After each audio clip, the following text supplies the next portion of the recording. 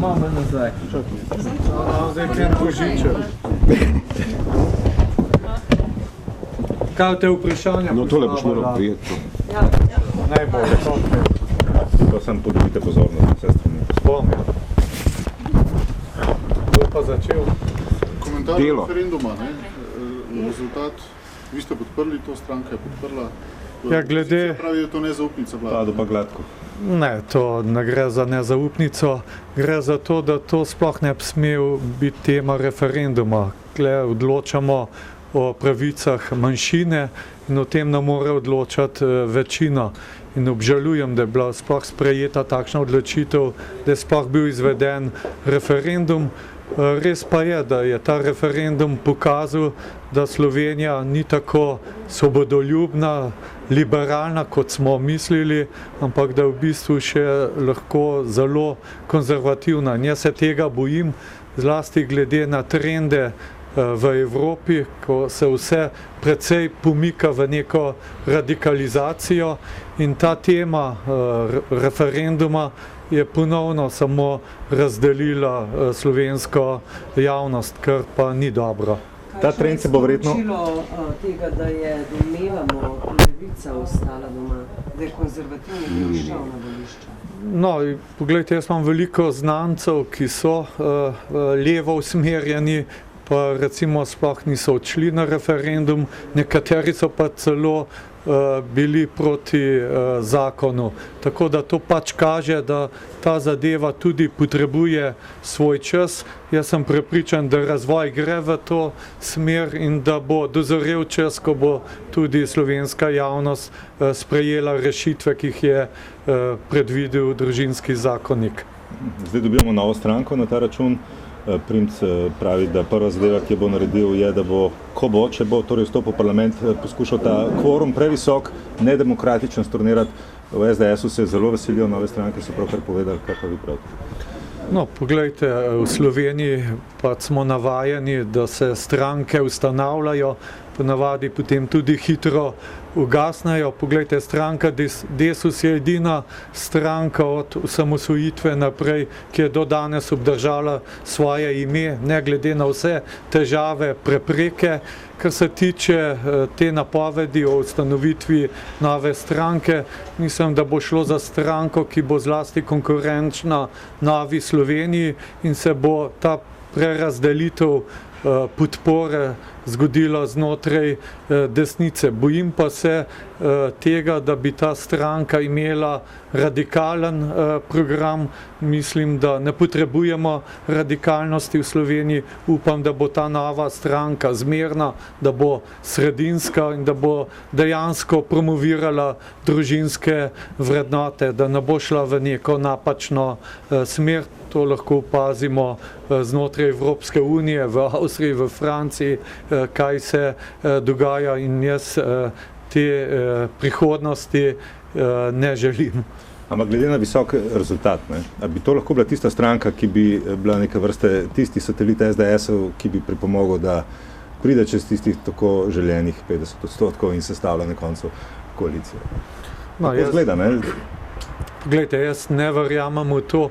Treba je vedeti, da je vlada stabilna, da imamo stabilen mandat, ne glede na javnomnenjske ankete, da do konca mandata je še daleč in stvari se bodo še zelo spreminjale, zlasti zato, ker se tudi mednarodno okolje spreminja. Če smo prej govorili o gospodarski, finančni krizi, se danes soočamo z varnostno krizo in to so vsi elementi, ki bodo tudi vplivali na volilno telo, tako da to bomo počakali in bomo videli na dan volitev, kaj se bo zgodilo. Vendar jaz ne pričakujem, da bodo te volitve predčasne. Rekonstrukcija vlade menda ni povsem izključena. Ali po vašem mnenju premier mora zamenjati katerega od ministrov? Poglejte, ta razprava se bo šele začela. Predsednik vlade jo je napovedal. Mislim, da je potrebno pregledati delo posameznih ministric in ministrov in na podlagi tega bo predsednik vlade pač podal nek predlog koaliciji. Ta predlog bo pa potrebno potem seveda še uskladiti znotraj koalicije. Je pa res, da vlada, ki dalj časa upravlja svoje naloge, dalj časa vlada, potrebuje občasno tudi kakšne osvežitve. Ne vem pa, če je ravno sedaj pravi trenutek za to. To je pač ocena predsednika vlade. Pomembno je to, da se ta razprava začne in če se začne, da jo tudi čim prej zapremo. Pa mislite, da se bo zdaj pritisk na neke predčasne volitve povečal, v bistvu glede na to, da se SDS zbira kandidate za volitve in da pač gospod Primc napoveduje? Poglejte, to je vse odvisno od tega, kako bo koalicija znotraj stabilna. Zaenkrat je koalicija enotna, ni nekih notranjih sporov. Ne verjamem pa, da lahko predčasne volitve sproži opozicija z nenehnim pritiskom na vlade, z nenehnimi sklici izrednih sej državnega zbora. Tako da mislim, da je ključno zlasti vprašanje, je koalicija znotraj sebe zadosti stabilna. V tem trenutku ocenjujem, da je stabilna in da ni za pričakovati nekih političnih pretresov, razen če bi kakšen zunanji dogodek nenapovedano vplival pač na politično stabilnost. To bi lahko bilo povezano z begunsko krizo, mislite? Ne, poglejte, begunsko krizo obvladujemo, upravljamo po najboljših močeh, tudi nismo bili deležni nobene kritike. Glede na varnostne razmere pa nikoli ne veš, kaj se lahko zgodi. Pa krepi se recimo odpor proti žici. Ne? Tukaj je precejšnje gibanje nastalo, zlasti kraja ob meji. Kako vi to vidite? Jaz mislim, da je tukaj tudi problem komuniciranja. Jaz mislim, če bi bilo pravočasno skomunicirano, da ne bi bilo takih težav. Moram pa reči tako, jaz bom zelo vesel, če se bo izkazalo, da je bila ta žica nepotrebna in da je to, kar se zdaj dogaja, tista kritika, ki jo je deležna vlada. Zelo se pa bojim, če bi se izkazalo, da je žica potrebna in da niti ne zadostuje novim varnostnim izzivom. Kot zunanji minister se strinjate tudi s postavitvijo žice v Istri? Jaz se strinjam s tem, da je potrebno sprejeti vse ukrepe, ki zagotavljajo varnost državljanov. Treba je vedeti, da se je varnostna situacija v zadnjih mesecih bistveno poslabšala in odgovornost vlade in državnih organov, ki skrbijo za varnost, je, da postorijo vse tisto, da se ta varnost zagotavlja.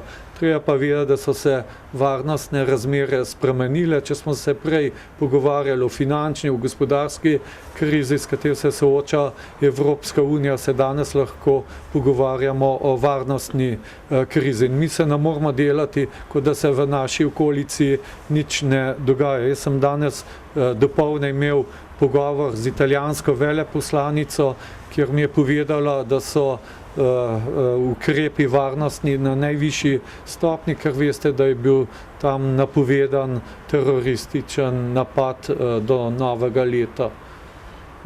Hrvaška je po tej razsodbi arbitraži o nuklearki, nekako primerja izjavo, da je Slovenija vsak spor zgubi s Hrvaško. Komentar tega me zanima, ker to potem tudi namiguje na arbitražni sporazum. Poglejte, če so dvakrat zmagali, ne pomeni, da bodo tudi tretjič. Tukaj bo Ivan Karel zmagal. Kdo bo zmagal? Karel. Jaz sem prepričan, da bomo dobili prost dostop do morja. In to je tisti vitalen cilj, kar se tiče tretje arbitraže, ki pa najbolj pomembna. Poglejte, nič ne pomaga, če bi prve dve dobili, tretjo pa zgubili. Rajš vidim, da tretjo dobimo, pa da smo te dve zgubili. Ampak tukaj je 40 milijonov evrov, to je precejšnji znesek. Poglejte, če pa nimaš prostega dostopa do morja, je pa to, mislim, je pa to konec sanj v tem, da je Slovenija pomorska država. A lahko še na priznanje Palestine? Povedali ste sami, da ne bi odločitev o tem padla do konca leta in da bi lahko Palestina priznala skupaj s kakšno drugo državo. Zdaj je Grčija napovedala, da bo to storila, in možnost, da bi se Slovenija pridružila. Ne, Grčija ima zdaj to razpravo v parlamentu, tako da ta postopek še ni zaključen. Dejstvo je, da Slovenija želi, da bi čim prej priznali Palestino, bi pa rad priznali na takšen način, da bo tudi to imelo odmev v mednarodni javnosti. Če to sami storimo, ne bi prispevali k temu, da bi se stvari, kar se tiče Palestine, uredile. Veste, kakšna je situacija v tem trenutku. Tako da to je tudi ocena vlade, odbora za zunanjo politiko, kdaj je tisti pravi trenutek. Slej ko prej bo pa Slovenija Palestino priznala. Sam bi si želel, da bi to čim prej storili. Hvala lepa. Mogoče smo malo premalo vprašali. Izvršni odbor je ostro obsodil zažiganje knjig. Vi veste, kaj se je zgodilo zdaj čez vikend, da so nekateri posamezniki se lotili zažiganja knjig o življenjepisu Milana Kučana, pa ne gre zanj. Mi menimo, da je to nesprejemljivo, da knjige so se zažigale v času fašizma, nacizma v srednjem veku in to dejanje ostro obsojamo. Nam je pa žal, da je RTV dala tako pozornost temu dogodku, ker danes pa vsi vemo, če mediji dajo pozornost, potem dogodek je, če pa mediji ne dajo pozornosti, pa dogodka ni. In mislim, da ne smemo pustiti, da se promovirajo takšne negativne stvari, kot je zažiganje knjig. Ne nazadnje, da smo hranili svoje slovenstvo, je tudi po zaslugi slovenskih knjig. Ne glede na to, se strinjamo z vsebino ali ne, mislim, da je to vredno obsodbe in da bi morali tudi vi mediji to obsoditi. TV, SR. Ja, TV, popravite.